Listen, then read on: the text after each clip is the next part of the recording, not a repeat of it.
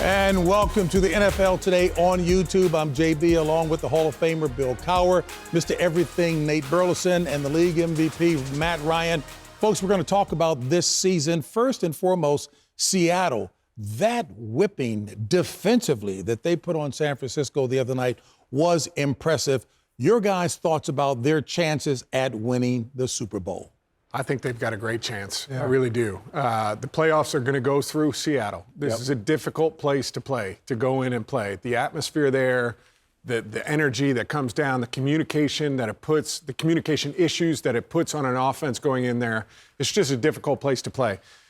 On top of that, you've got a football team that's complete. They play very good defense. They're excellent on special teams. And the offense can run the football and they can be explosive in the pass game. The one thing is Sam Darnold, and he has played well down the stretch. If he takes care of the football, plays complementary football to the way that defense can play, and then make some of those explosive plays both in the play-action game and with his legs, I think they've got a great chance of making a run to a Super Bowl. Yeah, I feel like they might have the best chance to make a run. Listen, I know what it's like to play there as a Seattle Seahawk. The type of energy that crowd gives that team, it's second to none. And I also know what it's like to be on the opposing team. I went and played for the Detroit Lions and then came back and played in that building, and I truly understood how difficult it was for an opposing team. You know, listen, I feel like when it comes to this team, I think we're not talking about this defense enough. I know we're hyper-focused on Sam Darnold, and rightfully so. He's the captain of the ship. I think this team is going to go as far as his leadership will take them. But if you look at their last 7 weeks, the only team to score over 16 points was the Rams. And we remember that game. It was a back-and-forth affair. But this defense has been phenomenal. And it's not just about them being fundamentally sound, schematically on point, but it's about how they hit the quarterback. Yeah. And that was a prime example, the game that you mentioned up against Brock Purdy, who is as poised and as comfortable in the pocket as any quarterback in the NFL. And they rattled him a little bit. So I just feel like this defense, if they can continue to make things uncomfortable for quarterbacks in the pocket in the postseason, and Sam Darnold can play big in the moments that matter and also know how to stop the bleeding when things start to go off the rails a little bit, yeah, this team will make a run to a Super Bowl. Yeah, and I think when you look at them, I think they're the most complete football team there is. I think you talk about that defense, and yes, I think Sam Darnold will be the one element that we're all kind of waiting to see how that evolves. But you have a running game that has now, this last month, really been the blueprint of what they've done. Yeah. You're talking about with Kenneth Walker and Zach Charbonnet. These are the 1-2 punch that they actually bring a degree of toughness. And you can see it with that offensive line and the defensive line. And the other guy, I gotta tell you, Rashid Shaheed, what he brings you in that. The Jigba, we talk about him, JSM, like he's a special receiver.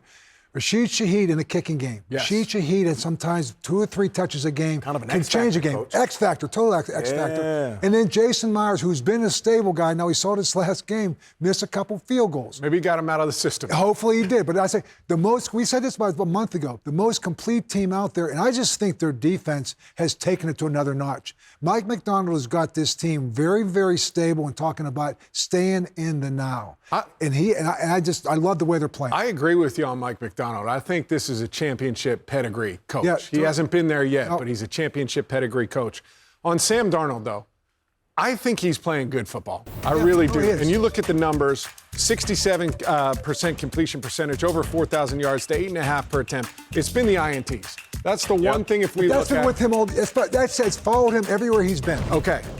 I think that game against L.A., where he had the 2 interceptions, but then he had the bounce back. Yeah. And they went down, and they found a way to get it done in overtime. I don't think we can underscore how important that was for his development as a quarterback, playing against what everybody at the time was saying. This is the best team in the league. LA's playing better than anybody, offensively or defensively. So I think that was a huge momentum boost for him and a confidence boost for him heading into this playoffs. He now has the understanding that given that team that they have, even if he makes a couple mistakes, you can find a way. You can go make plays at the end of the game to win. He's going to have to do that. At some point in the playoffs, he's going to have to put that team on his back and have a drive at the end of a game or the end of a half. He did it in the overtime. Exactly. And he's done it. And he has a track record to do it. Yeah, and we can't forget about the fact that he's made some throws this year that have been really impressive. Yeah, and listen, you don't make these laser-tight, small window throws unless you're aggressive every once in a while. And I'd rather have a guy that will go out there and throw a pick, but also make the throws that most quarterbacks won't make. And he's been doing that. And, primarily to a guy like this, we're talking 17, almost 1,800 yards from this young wideout who has proven to be one of the best in the game. And just getting back to this offense, there's one thing I noticed when they were playing San Francisco, and it said a lot to me. Now, it was actually a failure in the play. It was that first drive. They went down there, and they made a mistake, and they kind of got backed up. Sam Darnold took a sack, should have hit Charbonnet in the flat. And then I think it was fourth and goal, around 4 yards. They went for it. And they went for it. Yeah. First drive of the game. Yeah. I'm thinking, what's going on? This is Seattle. They're supposed to be conservative. They're supposed to win this game. Why not just take the 3? Get points on the board. But for me, I feel like that was a bigger message to his offense. I think McDonald was saying, no, we're good. Not only do I have faith in you to go out here and convert this 4th down and possibly score, but also if we don't, here comes the D. Here comes the defense. Here comes the D. So I just think it's a small little detail, but there's moments in the game that we recognize, whether you're a player or a coach, and it's your coach saying to you, I got faith in you offensively. I have faith in you defensively. We're exactly where we're supposed to be. And when you're aggressive like that as a coach, it's a prime example of how much faith he has in his squad. Let's talk about this then. What teams could go into Seattle and threaten the Seattle Seahawks in the NFC playoff picture? And I would just say 2 teams that I'd come to mind initially. Number 1 are the LA Rams. Yep. The LA Rams are not going to be intimidated going up to Seattle. And Matthew Stafford, they know them. The other team is the Philadelphia Eagles. I knew you were going to say that. And I agree with you. Because they can play defense, they can run the ball, and they have been there before. So I just say that before. So I say those are 2 teams on that agenda of teams. Chicago, I think their defense is, I'm not so sure they can handle that offense and be able to do the things, Caleb, on the road, to go in there and do that. Green Bay Packers, I think they're too beat up on the defensive side of the ball. Phil in San Francisco, listen, San Francisco, we saw it the other night. I wouldn't count them out. Sure, I know. I wouldn't count San Francisco out. Shanahan again, because they got a lot of ingredients. They still held them to 13 points the other night, and the defense was not the letdown. It was the offensive side of the ball. And they're going to get some of those guys back. They're going to get Trent Williams, the left tackle, back. Yeah. So that's big. I think one of the most important things is to not have stage fright. Yeah. In the NFL, whether that's a player, whether that's a coach, or whether that's a team. And I'm with you. I think the Los Angeles Rams, the Philadelphia Eagles, and the San Francisco 49ers are not going to have stage fright going in there. No. They're going to be ready to go. So let me just say this in terms of closing this, because I want to swing to another topic. I'm the eternal optimist, and I certainly like to be an encourager. I'm loving, you guys are the football experts, but I'm loving what I'm seeing in the moxie, the lack of stage fright, and the fact that Sam Darnold is not wilting under the pressure.